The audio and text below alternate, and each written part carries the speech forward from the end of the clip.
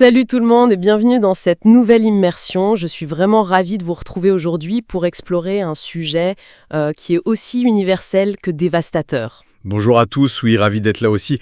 On s'attaque à un gros morceau aujourd'hui. Un très gros morceau, ouais. La mission de cette exploration, c'est de comprendre la science, la psychologie et surtout les étapes super concrètes de la guérison après une rupture amoureuse, une trahison ou un divorce. Et pour ça, on a épluché une montagne de sources fascinantes. Absolument.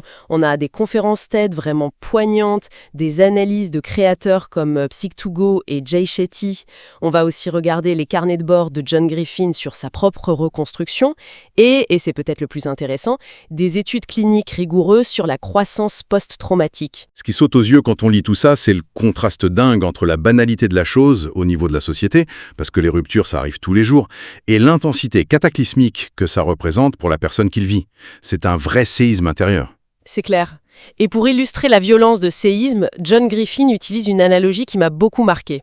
Il dit que voir son mariage s'effondrer, c'est comme être paralysé sur des rails de chemin de fer en regardant un train de marchandises foncer droit sur soi. C'est une image terrifiante. Ouais, tu vois le train approcher au loin, tu sens les vibrations métalliques sous tes pieds, tu entends le fracas des roues, et rationnellement tu sais qu'un simple pas de côté suffirait pour te sauver, mais ton corps refuse d'obéir. Tu restes complètement figé. Exactement, tu attends la collision inévitable qui va tout pulvériser. Et cette paralysie émotionnelle, cette incapacité à réagir de façon rationnelle, c'est super bien documenté cliniquement. Totalement. Le psychologue Guy Winch en parle très bien dans sa conférence TED. Il raconte l'histoire de l'une de ses patientes, Cathy. Et son parcours force le respect, vraiment. Cette femme a combattu et vaincu 2 cancers du sein consécutifs. 2 cancers, c'est incroyable. Ouais, des mois de traitement lourd, de chimio, avec une résilience et un optimisme hors du commun.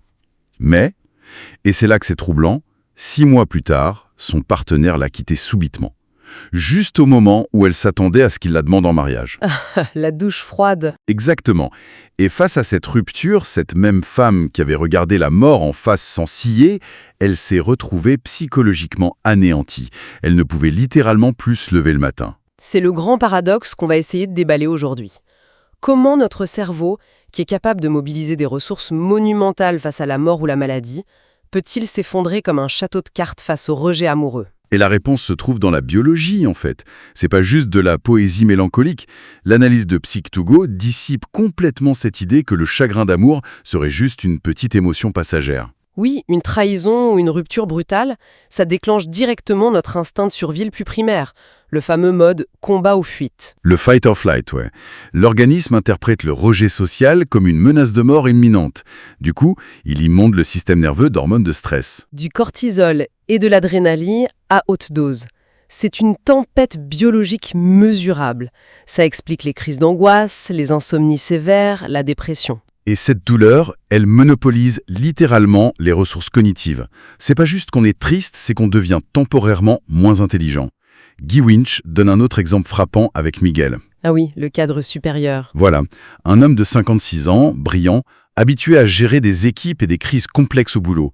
Après avoir perdu sa femme, il attend 5 ans pour se relancer dans une relation.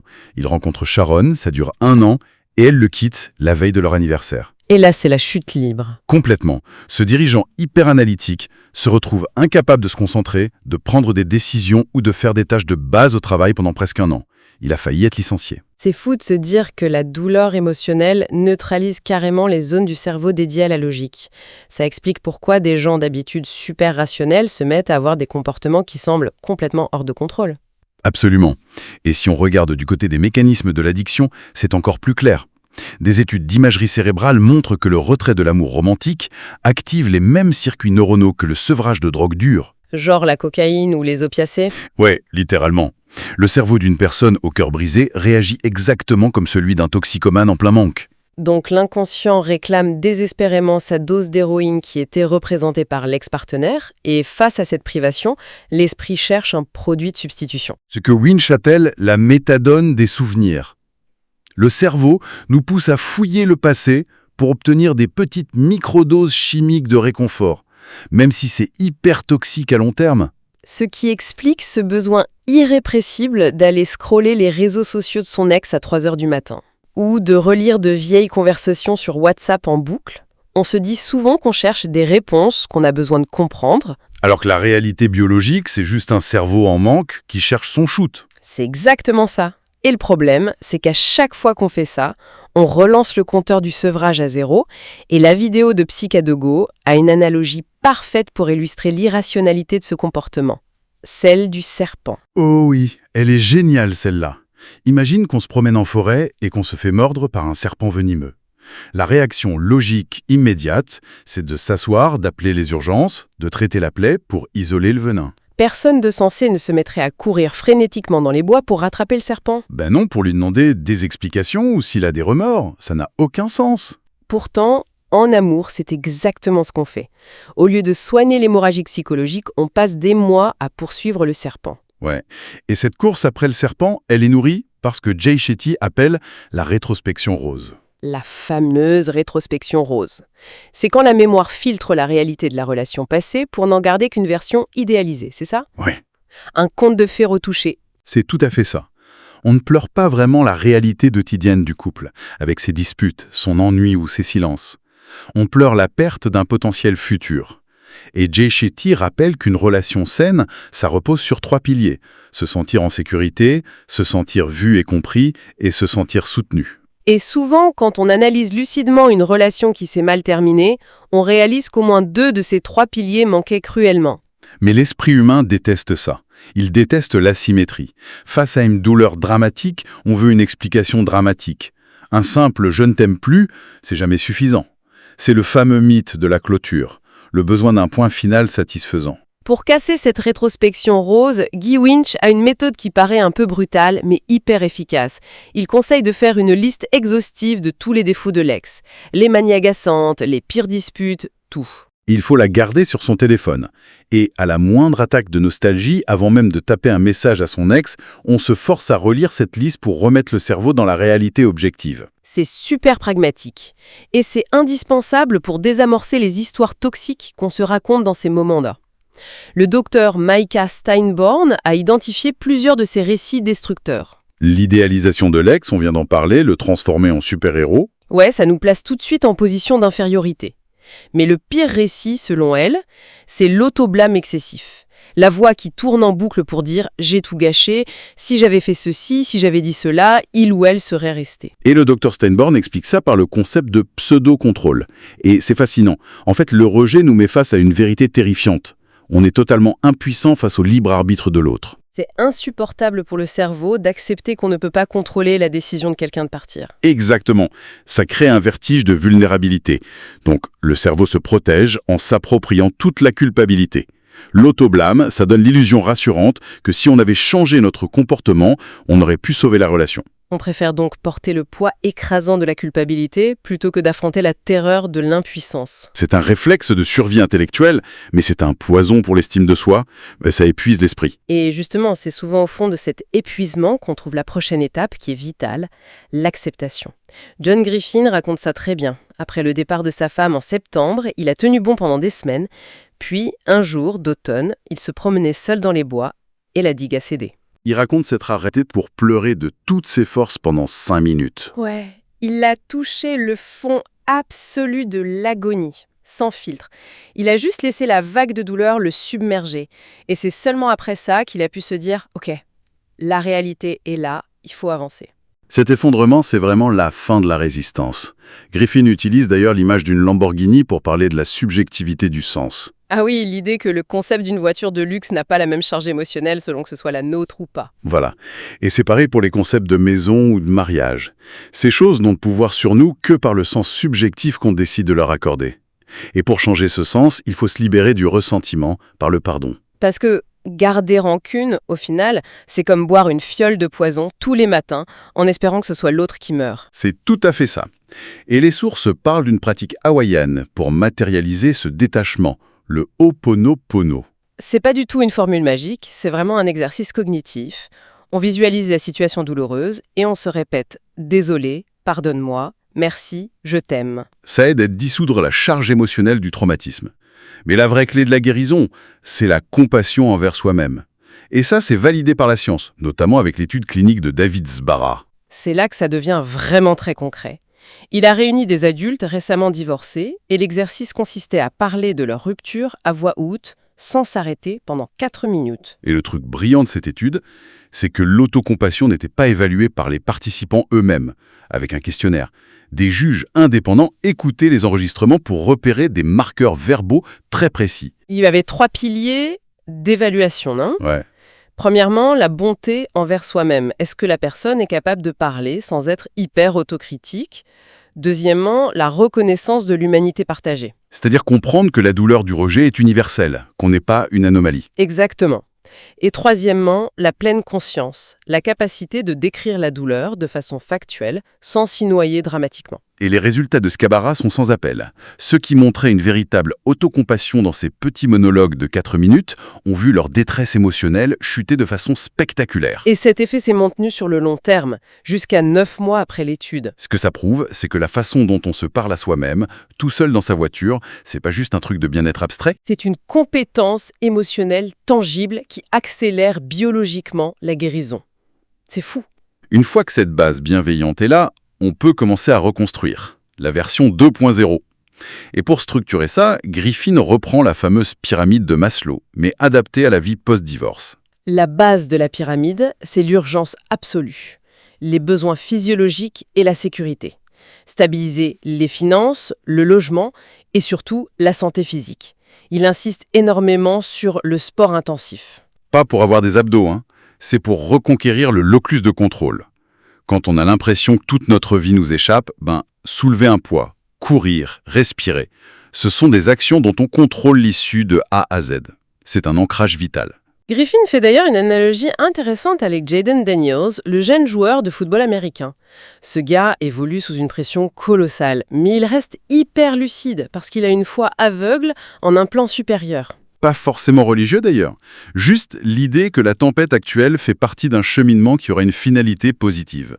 Ça calme immédiatement le système nerveux. Et une fois qu'on a sécurisé cette base, on passe à l'étage de l'amour et de l'appartenance. C'est là qu'il faut vraiment faire gaffe pour endiguer l'isolement. Et le piège classique à éviter, c'est la relation pansement. Oh oui, l'épidémie de solitude post-rupture pousse souvent à se jeter sur la première personne venue pour anesthésier le vide.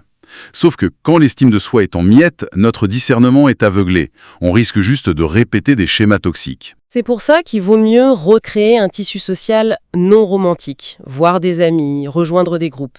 Parce que c'est ce maillage social qui va permettre de passer du simple stress post-traumatique à la croissance post-traumatique. La croissance post-traumatique, c'est vraiment le concept clé. C'est l'étude de Caletta et Mrose qui montre comment un choc, comme le divorce, peut catalyser une évolution psychologique fulgurante. On redéfinit ses priorités, on connaît mieux ses limites. Mais l'étude pose une question super intéressante. Pourquoi cette croissance ne ramène-t-il pas toujours le bonheur immédiatement ?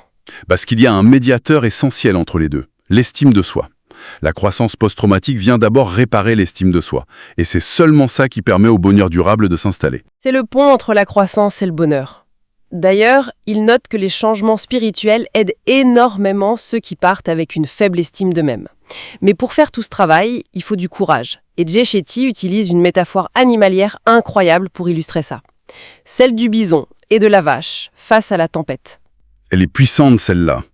Dans les plaines, quand une grosse tempête approche, le réflexe des vaches, c'est de fuir. Elles essaient de courir plus vite que la tempête. Mais comme l'orage va plus vite, il les rattrape. Et les vaches courent à l'intérieur de la tempête. Elles prolongent leur souffrance au maximum. Alors que les bisons font l'inverse. Dès qu'ils voient l'orage, ils se regroupent et ils chargent directement vers et à travers la tempête. Ils affrontent le mur de pluie de front. Et en faisant ça, ils réduisent drastiquement le temps passé dans les intempéries. Et avec la douleur émotionnelle, les humains agissent souvent comme des vaches. On esquive, on s'anesthésie par le travail ou les relations pansements, on rôde à la périphérie du chagrin. Jay Shetty dit même que la colère n'est souvent qu'un garde du corps très bruyant qu'on déploie pour protéger une tristesse profonde qu'on refuse d'affronter. Et pour illustrer cette fuite, il y a l'histoire de Shawn Bradford dans sa conférence TEDx. C'est troublant de justesse. Après son divorce, elle se retrouve mère célibataire de 3 enfants.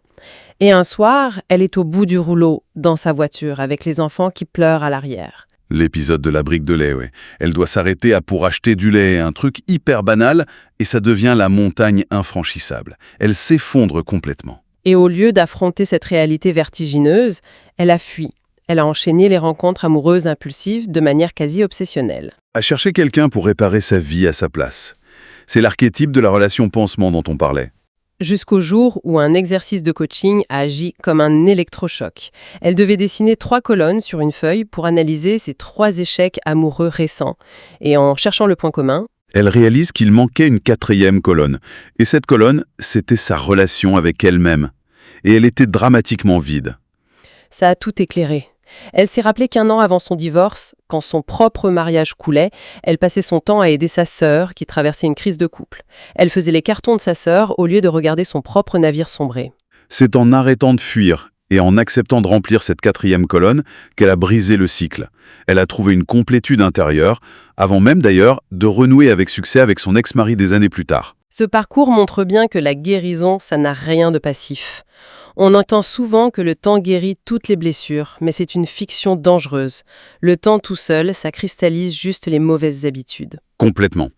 Guérir, c'est un combat actif contre les réflexes de son cerveau. C'est refuser de s'anesthésier. Et l'approche de Guy Winch rappelle que la perte d'un partenaire, ça laisse plein de cratères. On ne perd pas juste une personne, on perd un confident, des rituels du matin, un rôle social. Et il faut identifier ces espaces vides et choisir délibérément de les combler par de nouvelles routines ou de nouvelles amitiés. Si on ne fait rien, le désespoir va juste coloniser ces espaces. C'est un travail colossal, mais c'est ça qui permet la réémotion. Absolument. Et pour clôturer cette analyse, il y a une dernière réflexion que je trouve hyper provocatrice à garder en tête pour quiconque traverse ce genre d'épreuve. Souvent, la première impulsion face à un cœur brisé, c'est de vouloir recoller les morceaux à tout prix pour redevenir la personne d'avant, retrouver sa forme initiale. Ce qui est impossible, en fait. Exactement. Et si le but ultime de ce chagrin, ce n'était pas de revenir en arrière? Et si c'était comme la mue d'un serpent? La mue d'un serpent. Ouais. C'est un processus biologiquement violent, inconfortable.